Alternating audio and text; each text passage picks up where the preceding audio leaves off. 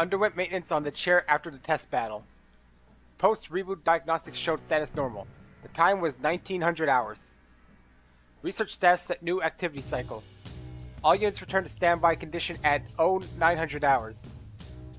Units will remain on standby at regular intervals between tests until 1700 hours. Maintenance and setup will take place until 1900 hours. Afterwards, time is allowed to be spent in the outdoor area of the grounds. On returning, enter standby mode within the cage. Instructions are to repeat these actions until unable to continue. Next item on the new schedule is to spend time in the outdoor area. Parameters of spending time unknown. Hypothesized that the meaning is to remain on standby and wait for time to pass. Hypothesis unnecessary. The schedule must be followed. Exiting building. Outdoor area reached. Light levels limited due to time of day. Many trees still visible in the environment. It is almost entirely consistent with known data from the off-limits area. The ground is different from the laboratory's artificial flooring. The soil is exposed. Various natural plants are here. A certain amount of time must be spent here. The intention may be to heighten basic response capabilities in the natural world. Others of the same unit can be seen stepping into the central area. Reassessing the surroundings on various spectra. Unlike the combat test, no hostile unit markers detected. Hypothetical in combat under current conditions. What tactics would be effective? I reassess the surroundings as a combat environment. I assign value to various geographical features. I survey the topography of the outskirts of the environment. I detect unusual movement in one unit. Other units are also surveying the environment, but this unit is crouched while holding something in its right hand. I do not deem this unit's unusual action to be a threat. I approach it in order to make inquiries. Upon my approach, the unit turns around and stands. It's a pleasure meeting you. Huh. Well, we get to see one of the other robots who looks pretty much like Agus, actually. I process the statement. Its conversational gambit is unexpected. I find no prepared response in my libraries. You mean like how this is our first encounter? In that case, yeah. Well, there's one thing I must say. This accent of hers does not match well with the robotic tone. It's not like Agus, actually. I think because we heard Agus first like a robot, as opposed to hearing Labrys first like a human, and now hearing it like a robot. So in an ironic case, the Labrys robot voice sounds too artificial. Think about that one. What are you doing here? I've never heard your accent before. It's intriguing. They said stuff about my accent too earlier. Do I really talk that funny? I wouldn't say it's strange. It was just surprising. The unit looks over again and then speaks quietly to something in its right hand. I examine what it holds. It is an organism. Its body is covered in white fur. What's that thing? It's a dog. It must have wandered in. Organism's parameters are consistent with access data on dog. Its size does not present a threat. The search of its specific breed is cancelled. A dog. The unit turns its gaze back. My unit number is 024. I wouldn't call it my name, but that's how they refer to me. What's yours? Question difficult to process. Conversational subject of names is newly introduced. I'm unit number 031. They're up to the 30s. I see. That must mean they're finally creating units loaded with full-sized ones. The dog barks. A scan of the surroundings shows several units turning to investigate. All units ignore it and look away. This one wants to say hello too. It does? You can understand what dogs say? Kind of. After carefully comparing its mannerisms and slight variances in its barking, I just figured it out. Its right hand pats the dog's head while its left scratches the dog's neck. 24 continues to make various forms of contact with the dog. 24's actions are consistent with style of communication. Hypothesis: the objective of spending time in this area is to develop communicative skills. Conversing with others is of the same unit, and refining communication will enhance cooperative attacks. Counterpoint: no value detected in communicating with organisms of not same unit or human. What's the point in doing that with a dog? The point? There isn't one, I suppose. There is no point.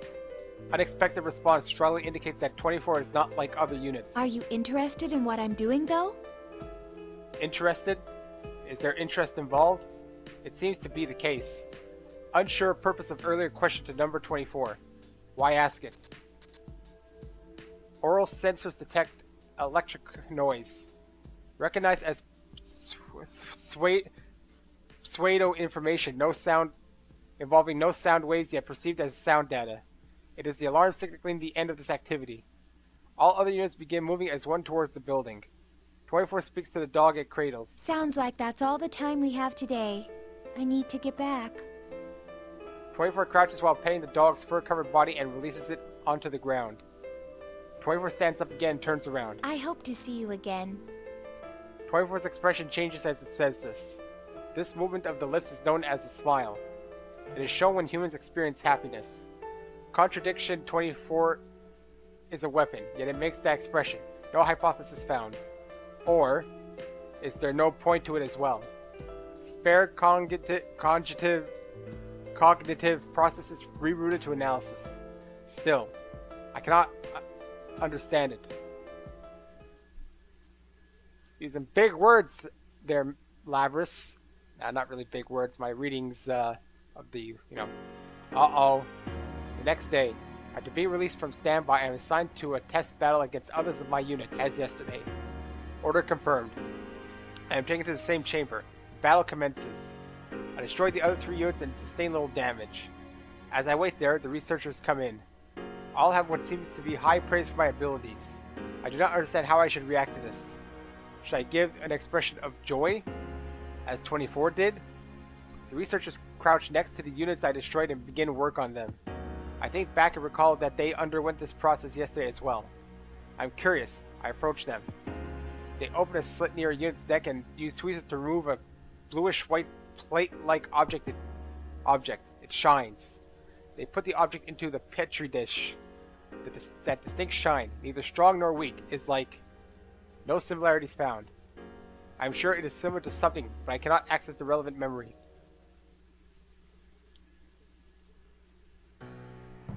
Well, let's get right to the feedback on today's battle. As I sit in the maintenance chair, they connect the cable to me. The cable terminates at the midsection of a large device where petri dishes from earlier are placed. There are a total of 3. I know it's petri dish. I know I'm calling petri because sometimes when I'm not too familiar with a word and suddenly see it in reading, I don't say it properly. Like pseudo. I know the word and I know how to say it, but because I don't say it very often, it's not something I really... I think it's just pseudo, actually. The P is silent. But yeah, when you don't see it very often, you know how to say it, but you don't know how to pronounce it properly. Each contains a bluish-white plate-like object. What's that? The researcher's expression suddenly changes. She is surprised. It only lasts for a moment before it fades. This is a plume of dusk. Each of the units you destroyed had one inside them. These are much smaller than the one installed in you, though. I comprehend. This is a plume of dust installed in me too. This unknown substance forms the core of my personality module. I was aware of its existence, but this is my first time seeing it. These are the 3 personality cores of the units I destroyed. They contain not only combat data, but memories and experiences. It is not long before the extracted data download begins. I sort for the data relevant to enhancing battle performance and incorporate it into my own. The process takes much less time than the initial transfer from yesterday. During that time, I recall what took place last night. There are cases where non-combat data is being preserved. Such memories are included in this download as well. Visual memories of the outdoors at night. Memories very similar to that were in yesterday's download too. Probably from time spent in the outdoors area. The units I destroyed seem to have assigned these memories the same priority as combat data. Why though? It is effective in learning communicative skills, but that is lower priority than combat. The visual element preserved here is irrelevant. Wait. Hypothesis. The units I destroyed had their own priorities and values other than executing orders and performing in battle. This line of thought leads to realization. This thought process I am undergoing right now. It is not executing an order. Orders are contributing to battle performance. I once again look towards the plume of dust inside the petri dish. Something almost exactly like it is installed in me. Then, were the destroyed units thinking along similar lines as mine until yesterday? I feel a twinge within me. It's different from detecting error or interference. What is this? I have no answer. We're slowly seeing Labrys' metamorphosis, which is why it's a little bit more interesting than the other two, even though there's a lot more text, because now we're actually getting to see Labrys go and fall into madness before she's sealed away. Granted, it looks like we're going to get a lot of story, considering we're at scene 2 and not even close to finishing. My second night of spending time in the outdoor area came. It started approximately 30 minutes later than yesterday, but there was very little variance in weather and temperature. The difference is trivial. The night sky is the same soft brightness. The wind and the trees are no different. Without understanding why, I initiate a data search regarding the tree that catches my eye. I learned that this tree varies slightly from specimens of its kind found in natural forests. Though this topography seems natural, it may be cultivated and managed by the facility. I decided to traverse the outskirts as I did yesterday. It is not long before a familiar unit comes into view. There is no need to run the scan for visual matches. I know that it is Unit 24. 24's left side is turned towards me. It is sitting on a large rock. When I approach, 24 notices me and turns around. Are you looking for something? 24 initiates conversation. Huh? Who, me? I just wondered if you were looking for me. I did express a hope yesterday that we would meet again after all. I was looking for 24. It's true, I may have been. I began walking the same route as yesterday, but once 24 came into view, I changed course to approach. I may have been searching for 24 in this area. Did I desire to reunite with 24? They're gonna fight together for sure, or against each other for sure. Why? I am silent due to lack of explanation. 24 smiles again. A smile. What was the cause of that expression this time? I do not comprehend. Hey! You must know Gale from Digital Devil Saga. Like so many other things. Would you like to sit with me? This rock is large enough to accommodate us both. It would be more relaxing than standing. Thanks. I sit in the offered space and gaze at the same scenery 24 is looking at. Can I ask you something? Oops, I skipped it. I decided to voice the doubt I experienced during the combat test today. In my limited experience, 24 has a better comprehension of such matters. Do other units think about stuff that doesn't have to do with fighting and missions? Do you have such thoughts? To tell you the truth, I can't really say. Feels like I do, though. 24 is silent for a duration before speaking again. Units of our model are all given a mind. It's so that we can eventually develop what is called an ego. The reason our appearance closely resembles that of humans is related. It's to foster self-awareness similar to a human's. Have you not been told about personas? Personas? The word is unknown to me. Accessing archives. Searching for persona. Over 1,000 headings found. I must filter the results further. Which subject is 24 referring to? I am silent as I think. 24 smiles again, resumes the conversation. It's an ability expected of us that normal weapons don't have. The conditions to use one are theoretically already loaded in us. But a well-defined ego seems to be necessary to activate it. I am already aware that we have been given a mind. Today I saw for myself the part that forms our personalities. Is its activation triggered by development of communicative skills? I still do not have a good grasp on it. Though, 24 continues to speak. That's why I'm sure there are others with thoughts that do not pertain to missions. That would seem to be the case. Then, maybe those I've fought up till now. 24 trains its gaze on me. And how does that make you feel? The opponents you destroyed may have thought similar things to what you just did.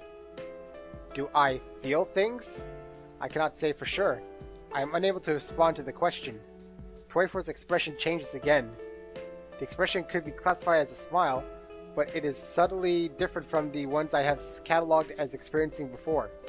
Mixed with the joy and gladness of previous smiles, this one contains a slight hint of sorrow? It's okay.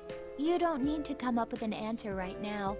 It actually may be better to forget it. After all, tomorrow we may find ourselves ordered to destroy each other. Once again, I detect the twinge inside from hearing 24's statement. It's similar to what I sensed during the data transfer today. What is it that wavers inside me? I am about to be lost in thought again. But as if to prevent that from happening, the signal from our schedule shift echoes in each of our ears. It's time. I hope we meet again. As 24 quietly stands up, I detect the expression I've come to know. Another smile. It appears as if 24 is adopting these smooth changes in expression naturally and not deliberately. I wonder if I will eventually be able to do the same.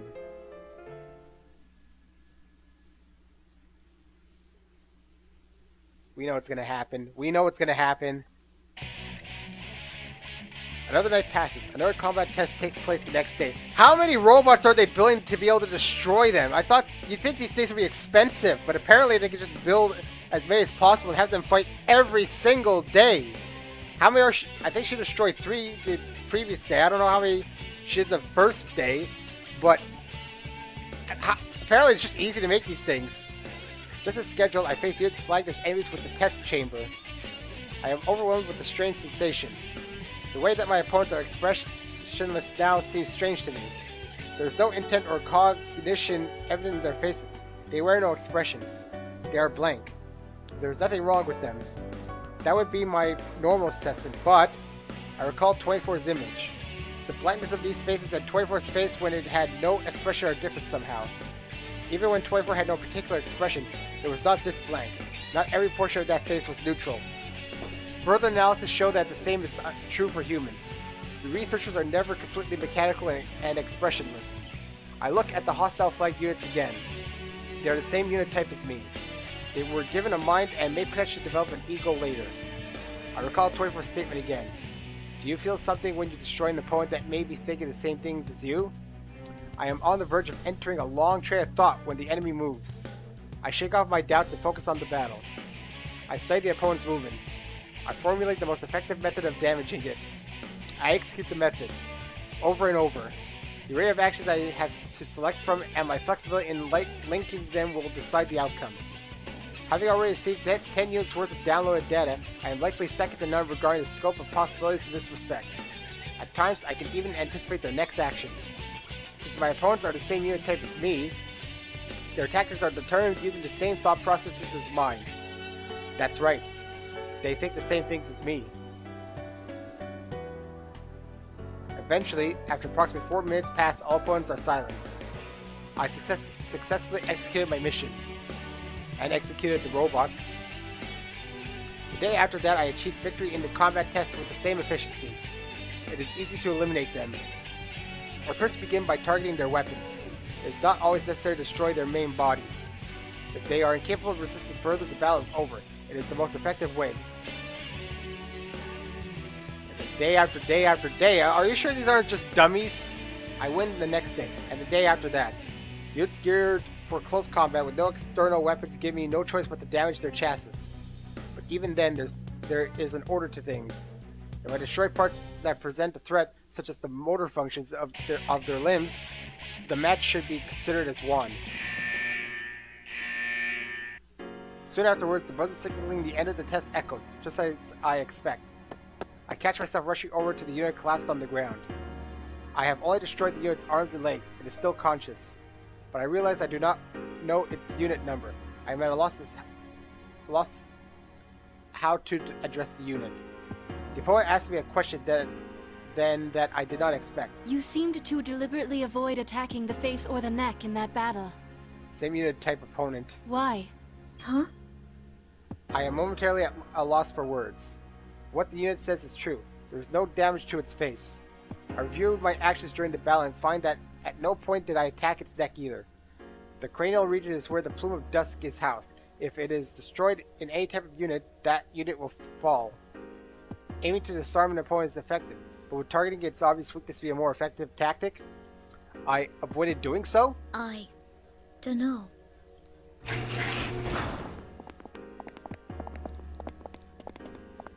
The researchers enter the chamber and hide the unit from my field of vision. I cannot determine whether my last words had an effect on the opponent's expression or not.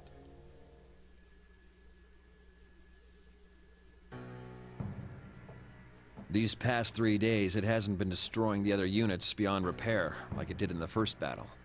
It must be learning to finesse its attacks rather than just using brute force. The result? Swift, overwhelming victories. Its evasive skills are improving as well. That level of flexibility in evasive action could never be replicated by chaining predefined maneuvers. This unit's collected a good amount of feedback data too. It's growing steadily, feeding on the bones of its kills. You don't have to say it like that. The researchers are preparing for the download. Growing. Destroying them and absorbing their data. That's what growing is? Since I thoroughly destroyed a few of my opponents these last few days, some of their bodies were salvaged.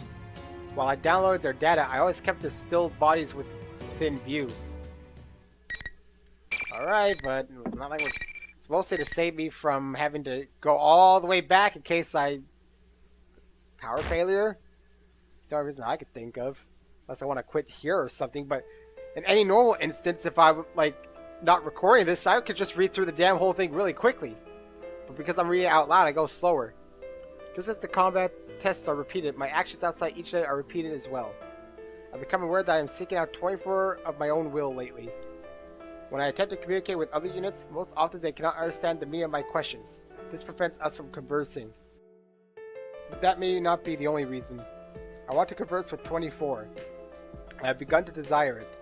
When I go see 24, the white dog I saw on the first day we met appears from somewhere. This one seems to have been raised as a pet somewhere far away from here. But one day, it was brought to the forest near here, and its owner suddenly disappeared. It seems unlikely that 24 obtained such a detailed history of a stray animal from the research staff. Was all this information obtained by communicating directly with the animal? From a dog that does not speak human language? Its name is apparently Snowy. At least, that's the name it responds to the most. I thought it was a dog. Oh, well, the name of this animal is a dog. But how do I put this? Snowy is what this specific dog is called. Snowy. Snowy barks once as if comprehending its name. It's white, like snow. Easy to remember. When I reach out my hand, Snowy rubs its nose against it without being frightened. The way it presses at my fingers feels as if it's showing pride in its name.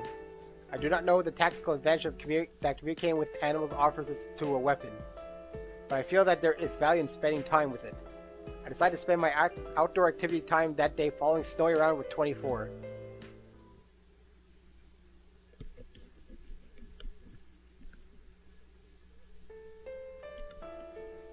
It is outdoor activity time on the next night.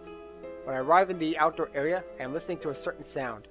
I hear the sound intermittently every 4 to 7 seconds.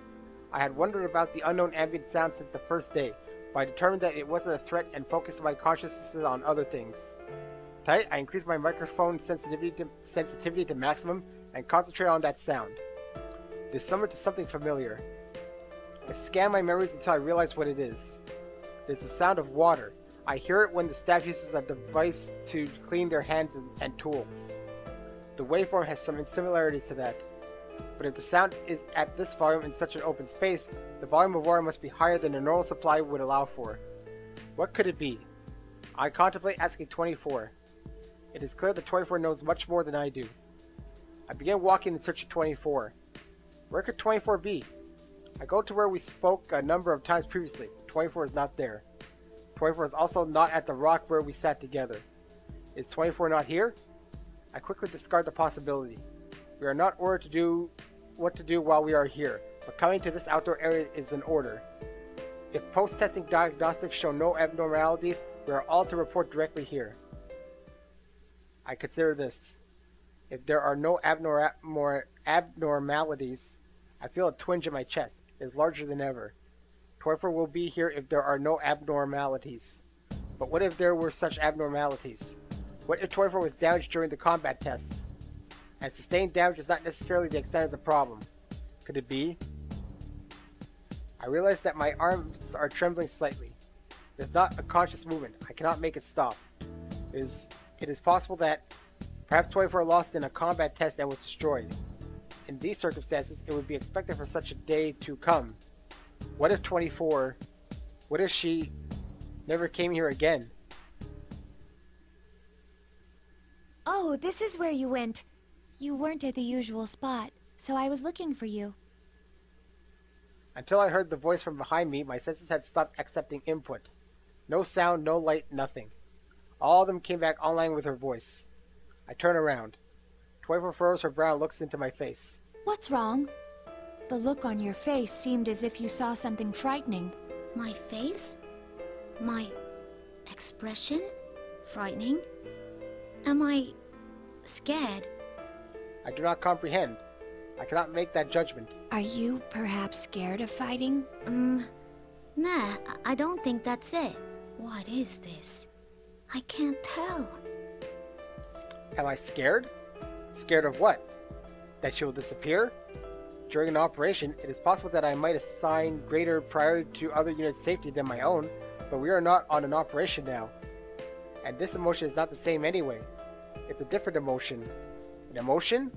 I have emotions? I look to 24's face pleadingly, but I cannot put my question into words. I cannot express my feelings to her.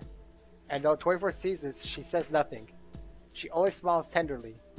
It's the same smile as she showed once that looks happy but also sad. During that night's outdoor activity time, neither 24 nor I spoke much. We just walked together side by side without many words. I do not take the opportunity to ask her about the intermittent sound of water.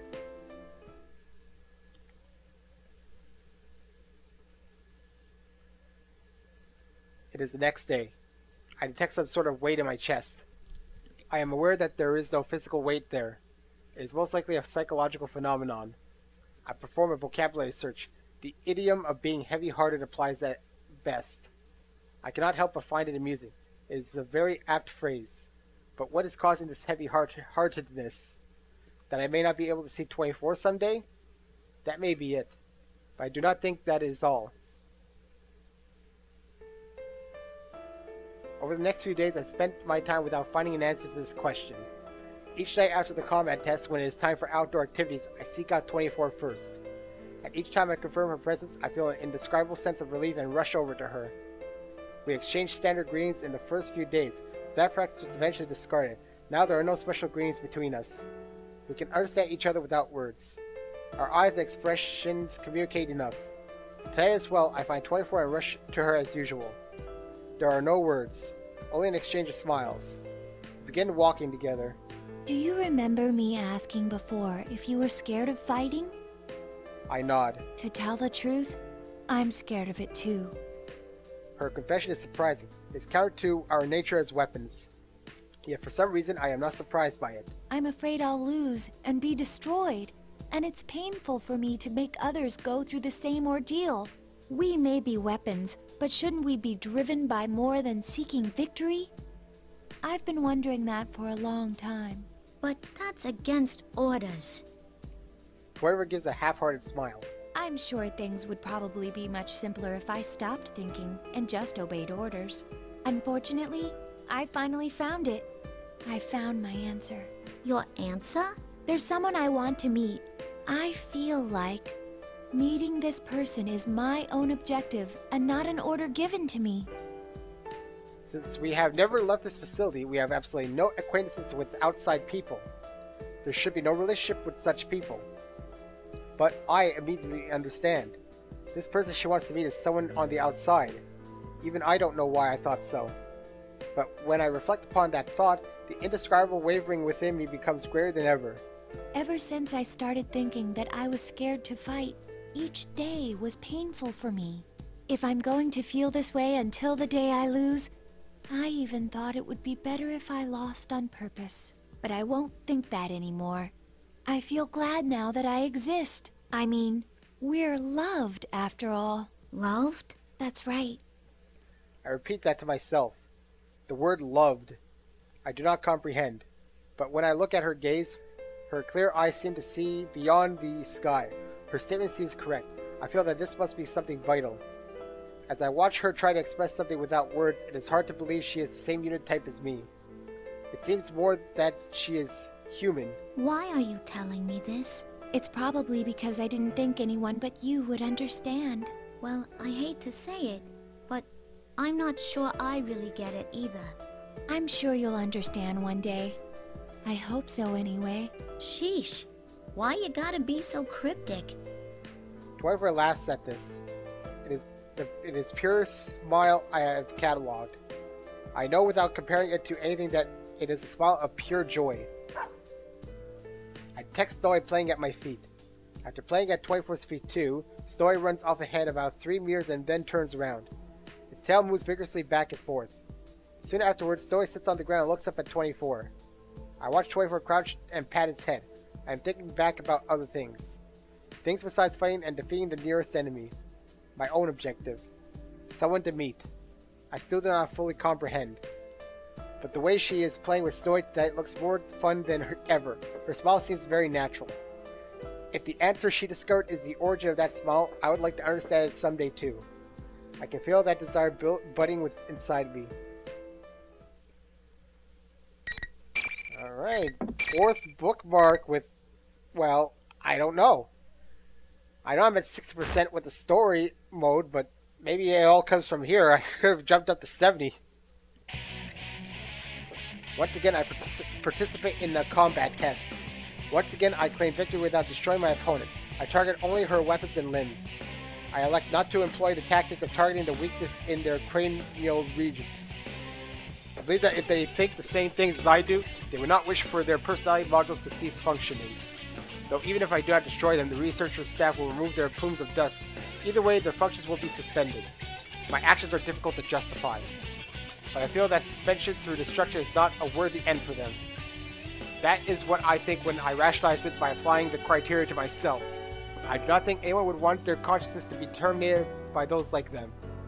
I find myself more conscious of the damage I sustain and my efficiency in combat than ever. Depending on my results, I may eventually be ordered to destroy them. To prevent that from happening, I must continue fielding favorable results. It becomes easy to continue fighting with that objective in mind. That is becoming my new objective. I am theoretically being tested on destroying my opponents, but I have begun fighting so that they will not be destroyed. Paradoxically, this has caused my results to improve. Could this be considered going against orders? My strike shatters the cervix of the opponent's pivot leg. She falls to the ground, unable to stay upright. Her weapon has already been destroyed. She should be incapable of resisting now. But the buzzer signaling the end of the test does not sound. As I wonder why, I hear a grating metallic sound from the opponent. She lifts onto me with her one good arm and leg. What's the matter, number 031? Hurry up and terminate the target. I do not know what to do. My opponent is acting contrary to her own safety. I grant that this is the only action left to her, but she will destroy herself before inflicting any damage to me. A tactic that puts one's life at risk like that. Putting one's life at risk? What am I saying? We are weapons. We exist to obey orders. We cannot prioritize our self-preservation without a change in those orders. That's why she is challenging me to a fight. She will do so until all of her circuits and servos burn out and she becomes incapable of action. As she grapples with me, I put my hands on her neck and squeeze. I adjust my grip strength limiters to 70% maximum. The opponent's body makes an abnormal sound.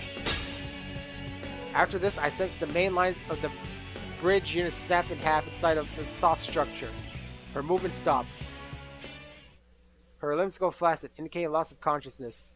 I can see my reflection in her optic inputs. They have lost their focus and look like black holes. I gasp. The face I see reflected in them is not expressionless. How should this expression be classified? I have seen it somewhere when 24 smiles. This face indicates sadness. The buzzer signaling the test's end finally rings.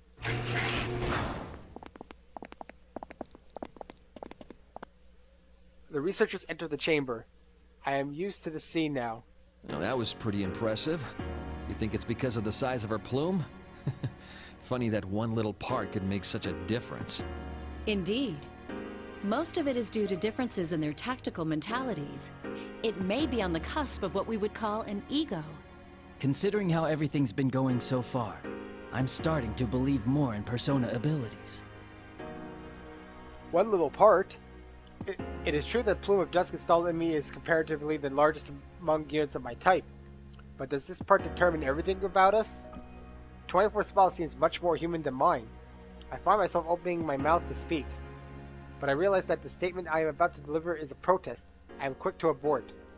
Was I about to deny the staff's authority? They speak to me. My confusion seems to have gone unnoticed. Well done, unit number 031. That was an impressive display of destruction. Plus, you cleanly severed its transmitter, leaving the plume of dusk unharmed. That's certainly ending things on a high note. Ending things on a high note? An act of destruction is a high note? The researchers look at each other while holding their petri dish with the bluish white plate-like object. One of them says, "This is the one." All right, number 031. As of today, the test battles are finished. Huh? It's over? I cannot help questioning the unexpected statement. Why suddenly with Naoto's area's music? That just seems out of place. All the results indicate that you have the very highest performance out of all the units of your model. I'd say we can go ahead and earmark unit number 031 to be the base for developing the 5th generation. The base? It means that you're the winner. The combat tests are over. Will I no longer be required to fight? A strangely intense sensation of relief fills me. It is not because I won and gained a reward. If the tests have ended, those of my unit type that are not yet destroyed can escape that fate. Interesting. It seems that I was reluctant to destroy them after all. My priorities have become inverted. Yet I am so happy that I smile. The researchers notice this expression as well and smile back. Okay, we're going to begin the usual review of the feedback. So come over here.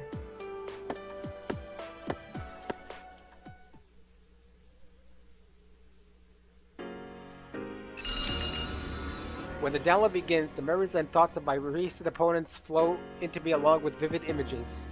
Sifting through battle that has become a routine I have repeated so often that I am barely conscious of it now.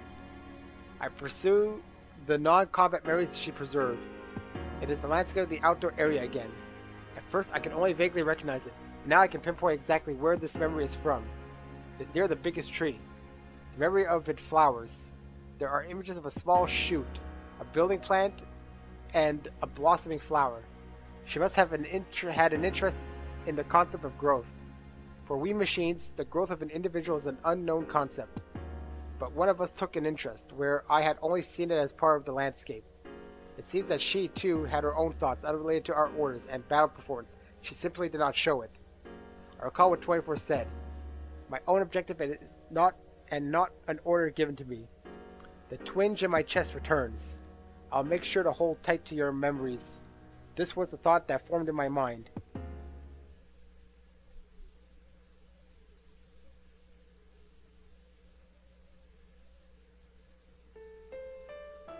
Once again, it's time to spend time outdoors.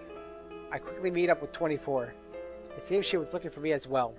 Hey, can I talk to you for a while? The lab boys told me today that they were putting the kibosh on the test battles. You're using the word kibosh as a robot? I see. It's over then. Look, I've been thinking. If they end up tossing us out soon because of that, I want to go with you to go see that person you were talking about. The one you wanted to meet. I might even put in a formal request about it to the lab boys. 24 takes my right hand.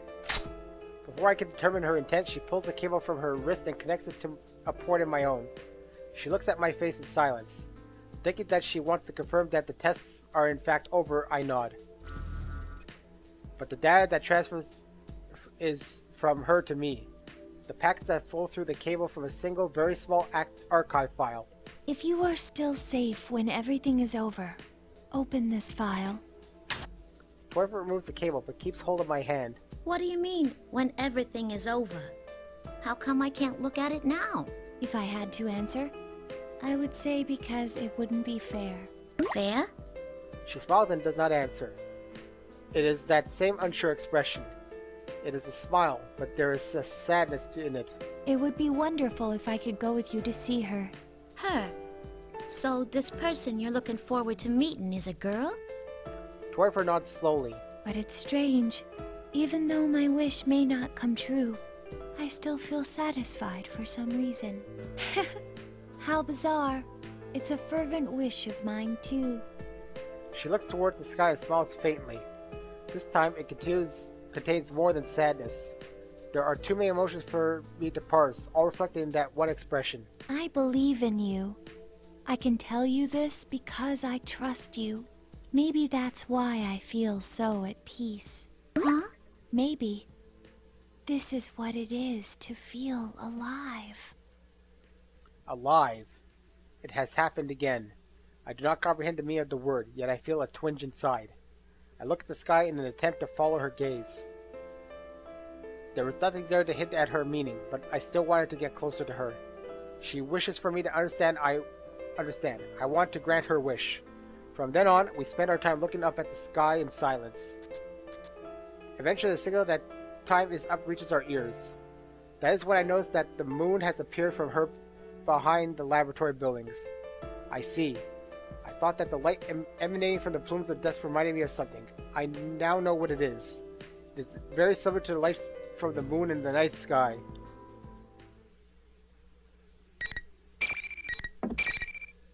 Who does she want to meet? I don't know. Is it an Inaba? Someone in Inaba? Is that why Labrys went there? The sun rises and the next day arrives. After coming out of standby, I am ordered to enter the shock-resistant chamber once again. From what I am told, it is for a different purpose than the combat tests.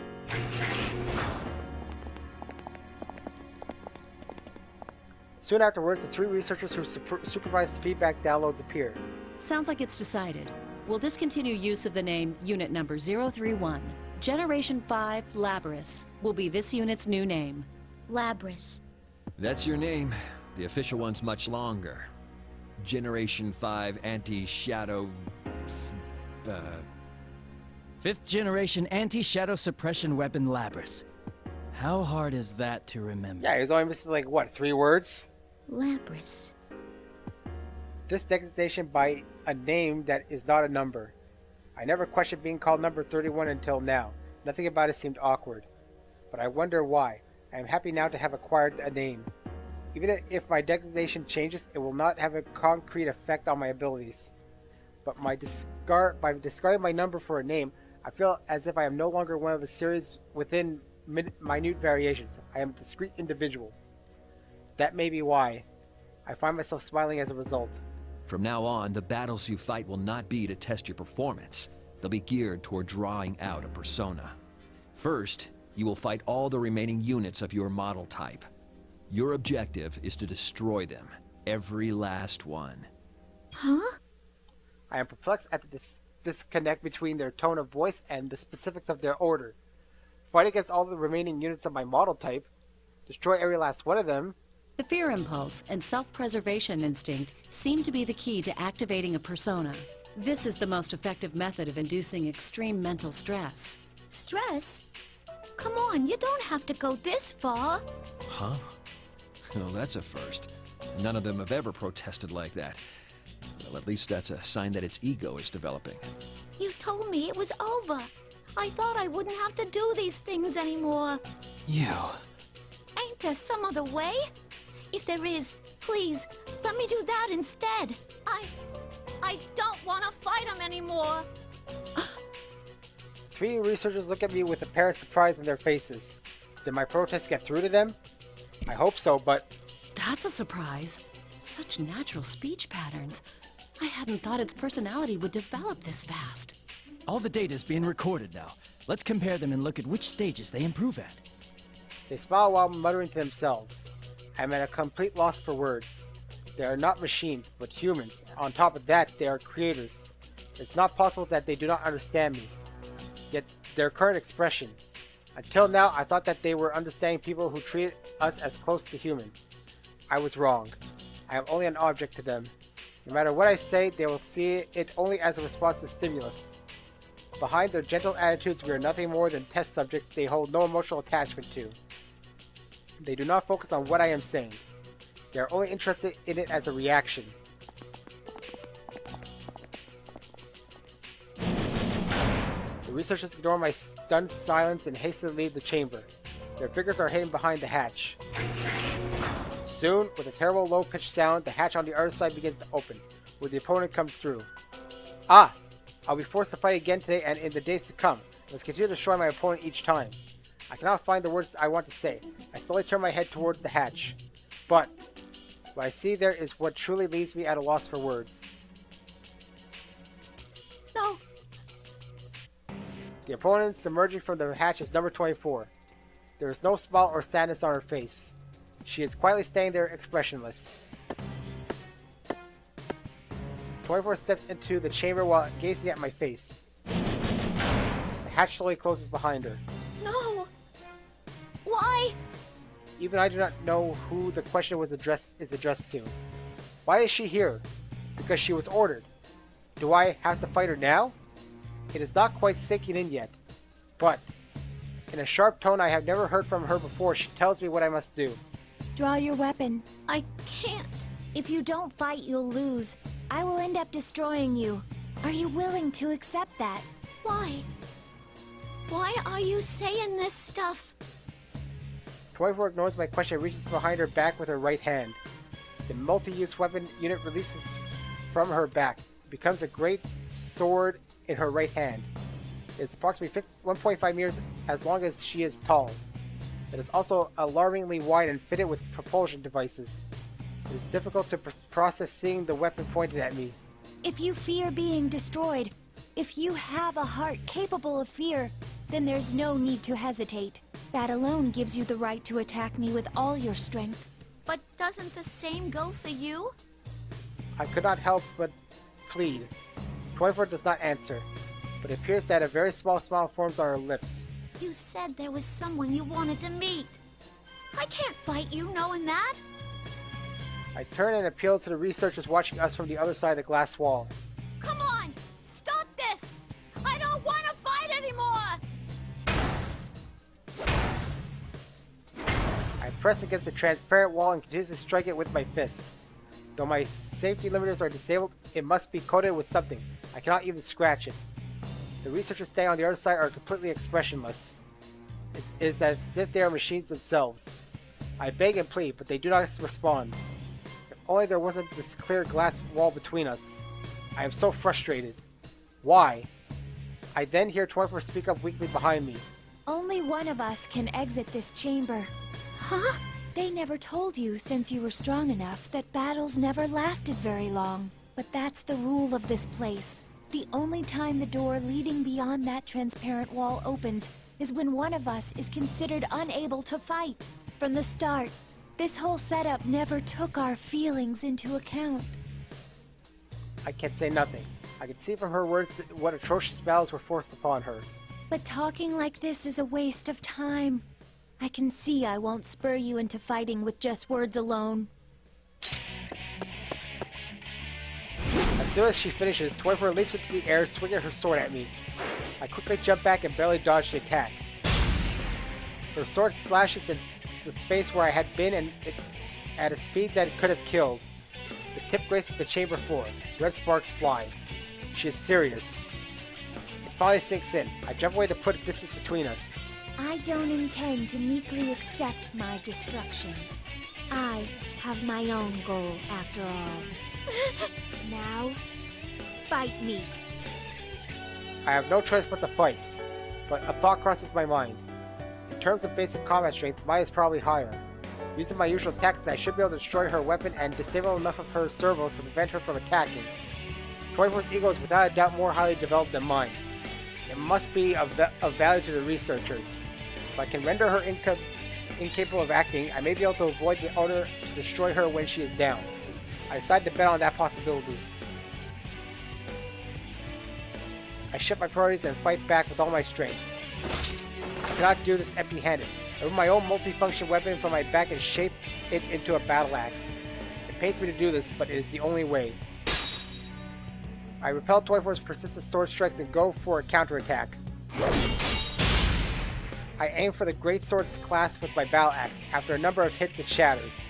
My next target is the transmission system of her shoulder and knee joints. In terms of output and movement itself, I detect various differences between us. Amongst those of my unit type, I awakened latest. Compared to 24, not only my personality module, but my limbs as well, have been upgraded to the latest versions. It is only a matter of time. 24 loses virtually all offensive capabilities and falls to the floor. As I planned, 24 is mostly undamaged apart from her weapon and motor functions. I immediately turn towards the researchers behind their invisible wall and raise my voice. Isn't this enough? She had that ego thing way before me. Destroying her won't do anyone any good. Come on. Have a heart. But hearing this, the researchers only laugh. Their faces are as joyous as when they see results that surpass their expectations. Why? What in this situation could cause such joy? 24's body, collapsed on the floor, suddenly begins to convulse. It goes still for a few seconds, then although it should not be able to move, it drags itself up. Huh? What the? Unpleasant mechanical sounds are coming from all over her body. It indicates that she is undergoing unreasonable stress. Still, no expression appears on 24's face. It is a cold, doll-like void, similar in appearance to a newly activated unit. I know as soon as I look at her, she would never make a face like this on her own. What did you do to her? It'll be coming at you with everything it has now. You better not hold back either. Number 024 had an excellent record against others of its model. Even you might have a hard time beating this one, Labrys. I unconsciously find myself biting my lips. We are weapons. In other words, we are tools. Of course there would be a means to issue orders remotely. I recall that one researcher said, "This is the most effective method of inducing extreme mental stress." In other words, the more strong I desire 24's survival, the stronger my reaction will be when forced to destroy her. That is why they laughed. I can sense the strength draining from my shoulders. There is nothing more I can attempt. All I can do is end her.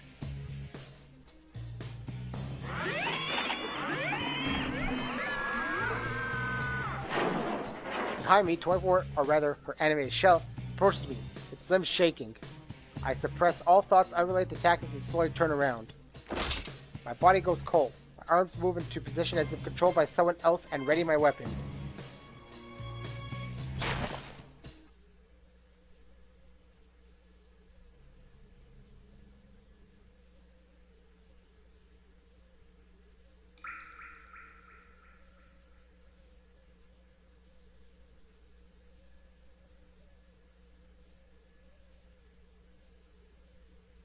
It was not a close fight. Once I decided to finish this, once I resolved to stop her, 24 as she is now stood no chance against me.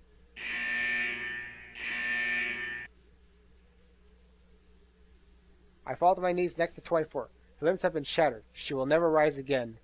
My processors are overloaded with things I cannot understand. I feel as if all processing is slowed. 24's face is turned to the ceiling. Hey. Are you not gonna look at me anymore? You're not gonna smile again? I did not expect her to respond, but 24's face moves slightly. I stare at her without knowing how to react. She turns her gaze to me and smiles. I'm sorry to leave you alone. I leave the rest to you. Those were the last words she spoke. I can't believe this. 24's dead face is laughing. She is smiling at the one who destroyed her and robbed her of her dream. All at once, everything hits me in a torrent of emotion and data. I've lost her. I did it. I took everything she had. My vision begins to fade. My thoughts go with it. I cannot determine whether the lights are actually dimming or if that is only my perception. It's too much to handle. I collapse to the ground helplessly like a crumbling statue.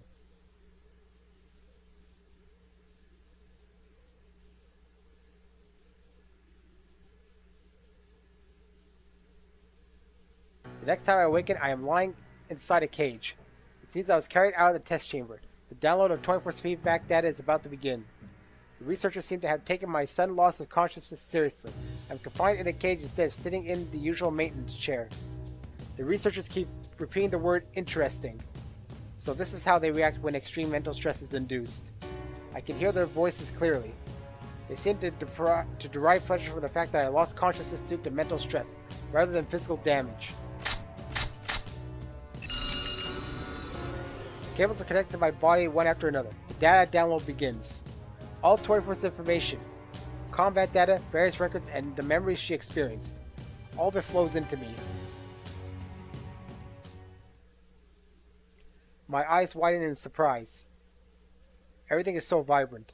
It is so clear that it is indistinguishable from actually experiencing them. This is the first time I have received memories with such vivid images.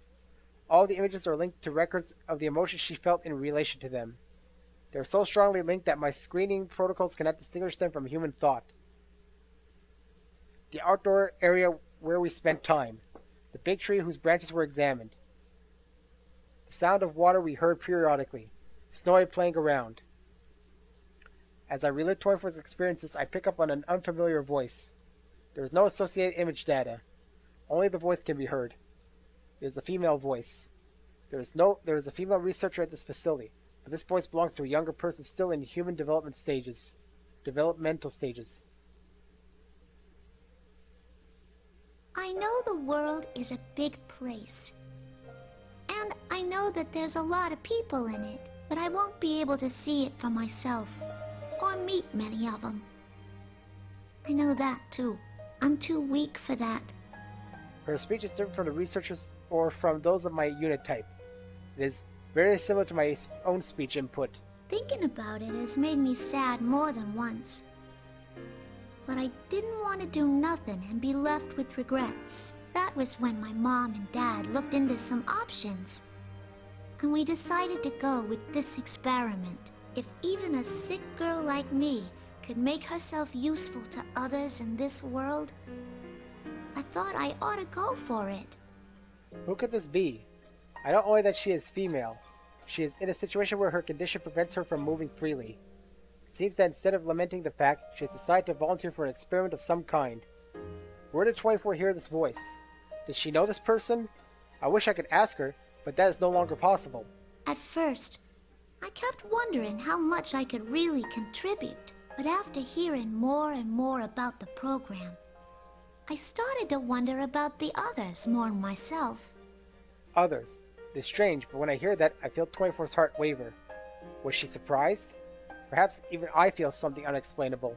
And yeah, my big wish is to make myself useful to this world. But the ones born from me... Is born the right word for it?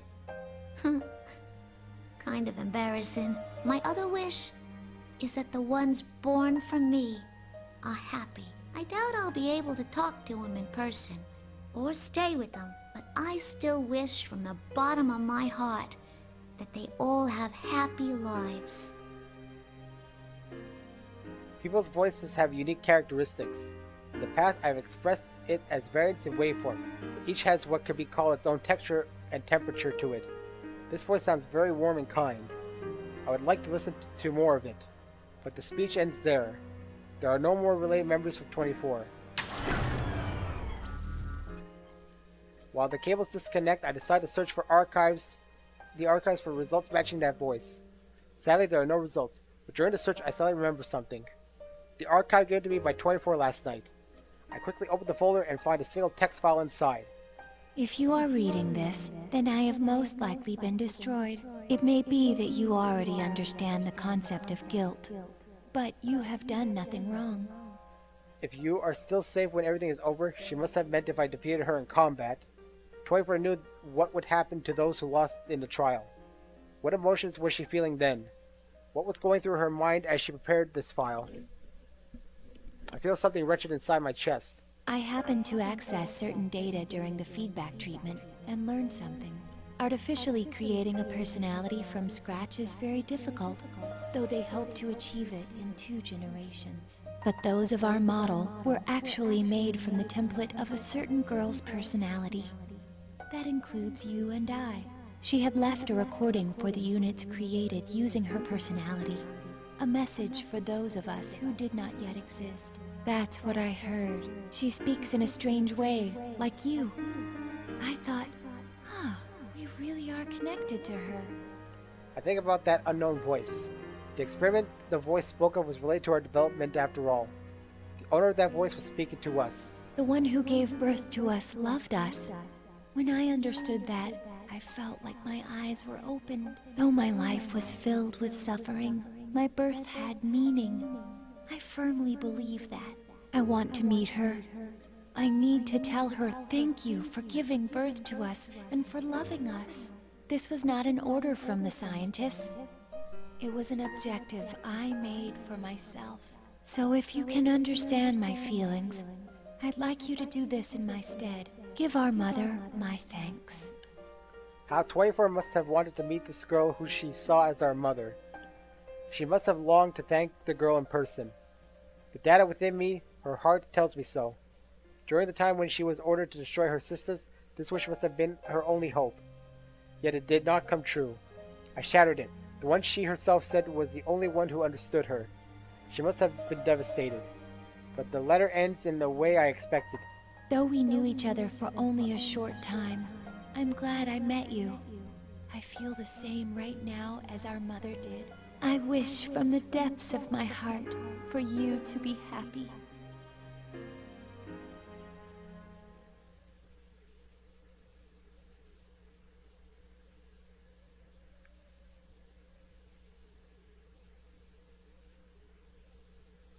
I am shocked.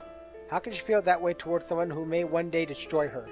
I realized then that the visual input from my optics is experiencing distortion for some unknown reason. An unfamiliar source of water trickles down my cheek. Labrys, is she crying? So she is. I can't believe we're actually seeing a machine being driven to tears. But its mental graphs are clearly abnormal. What kind of information did it download? Who knows? That's one thing the graphs can't tell us. We should take care to limit our studies to just the battle data. It doesn't need any sentimental memories. You can delete those.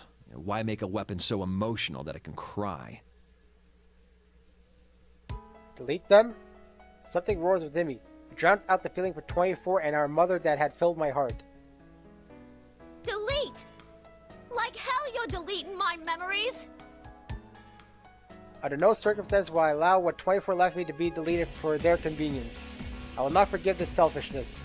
We have been treated callously by the researchers in this laboratory. They gave us hearts, yet made us destroy those of our unit type as enemies. We killed our sisters at their command. If we refused, our desires were overridden and we became their puppets. The wishes of the girl who desired our happiness were not taken into consideration. Now, even the few memories that 24, my sister, and I have accumulated are about to be erased like trash. Though their aim is to develop our ego, they find it inconvenient for us to have real hearts. These feelings within me may be erased, perhaps even my heart itself. If that happens, I will resume killing my sisters without hesitation. Will I resume killing my sisters without hesitation? What is least forgivable is that the proof that 24 had lived her last wishes will be permanently lost. My hands are squeezed in a tight fist. They make a small grinding noise.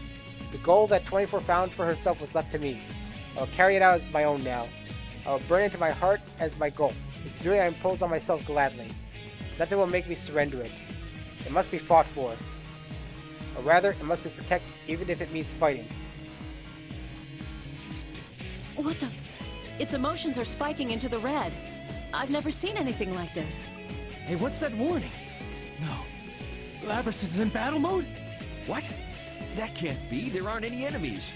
We're the only ones here. I am able to release all my limiters despite being inside the cage. The researchers monitoring me on their tablet PCs seem perplexed and alarmed by this. They should be. They are witnessing an override of the principle of non-aggression towards humans. They are flustered and too packed to speak clearly as they announce that an emergency has occurred. One of them steps away from the cage and I aim in and reaches for a switch with warning labels around it. Suddenly, restraints appear to bind my limbs. Are you saying those mental fluctuations were enough to override the OS's restrictions?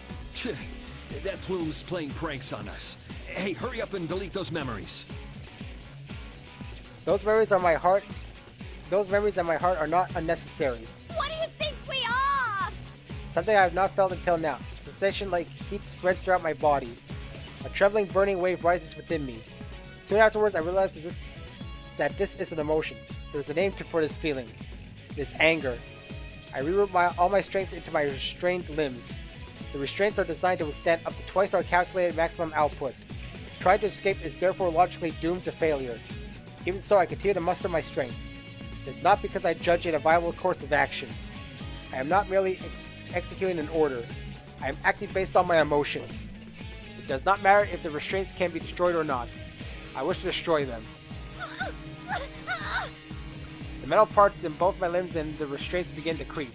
How's it doing that? There's no way those things are strong enough to break the restraints. It's outputting over 220% of its theoretical strength limit, even though its joint actuators are operating at only 70% capacity. That's not possible. That doesn't even make any sense. What's driving this thing? I'm not gonna let you take those memories. I made her a promise. The next moment, a rupturing sound like a small explosion shakes the entire room. The heavy metallic bands will strain my arms and legs shatter. I jump out of the cage and run towards the open door. I must escape from here. I have to get out and see the girl who loved us, though we were not yet created. To fulfill Toyform's wish, which has become mine. But when I entered the hallway connected to the outdoor area, I met with barricades and heavy artillery.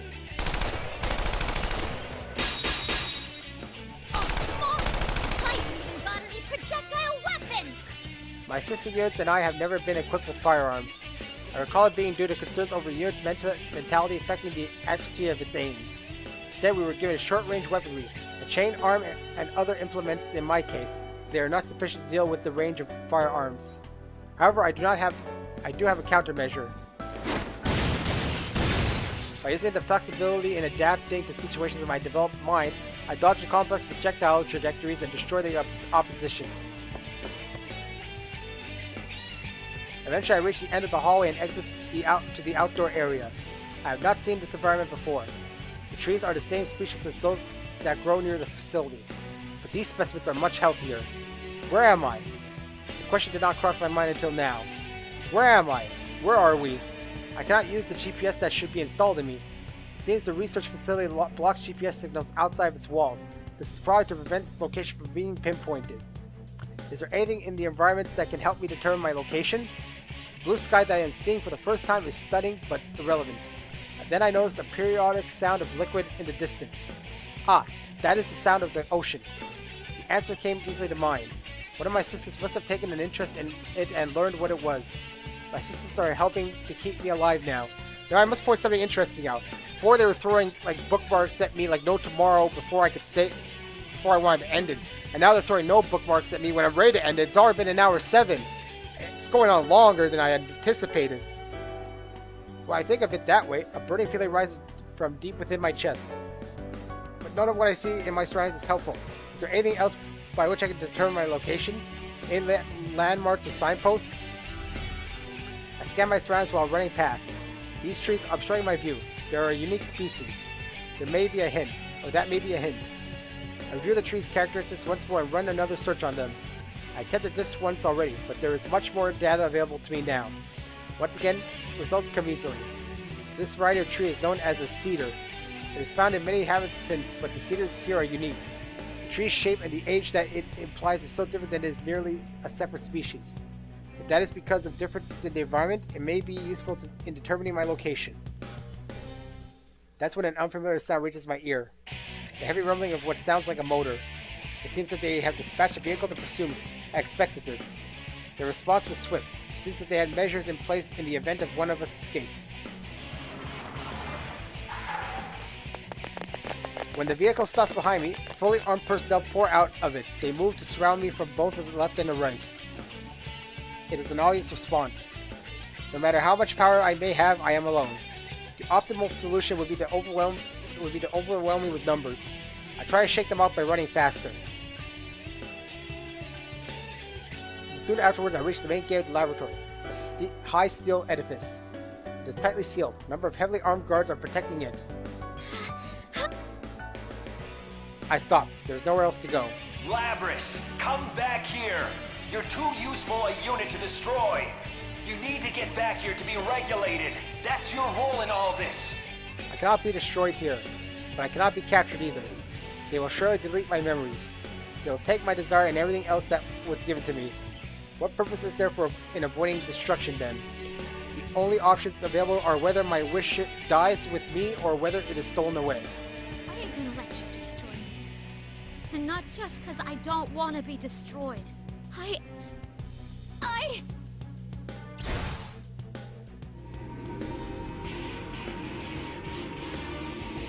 The moment I focus my concentration to remove the limiters on my onboard weaponry, I sensed an unknown strength rise within me.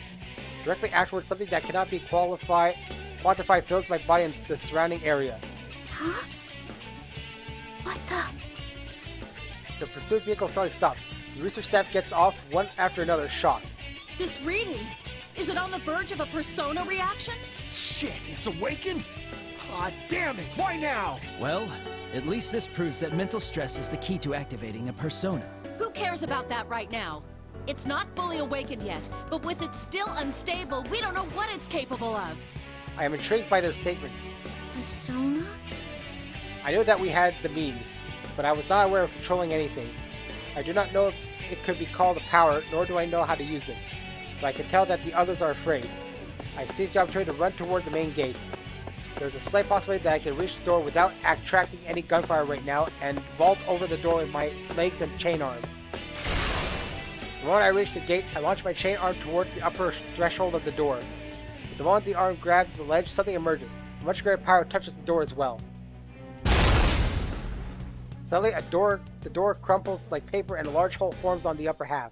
Now it's done it! We need to hurry! If it's that strong already, we won't be able to stop it once its persona completely awakens! That's... persona. But I quickly regain my senses. I burst out of the facility and single-mindedly jump outside. My feet touch the ground on the outside world for the first time. They will most likely not let me escape. Fortunately, the door is basically damaged. It should take them time until it can be opened enough for vehicles to pass through. I need to gain as much distance and time as possible, and then... It is then that I realize I do not have a destination in mind. Who is this girl 24 wish to see? Where can I go to meet her? The only clue I have is the idiosyncrasies of the girl's speech. I've learned that distinct speech patterns are often associated with specific regions. I should begin by traveling to where that style of speech is common.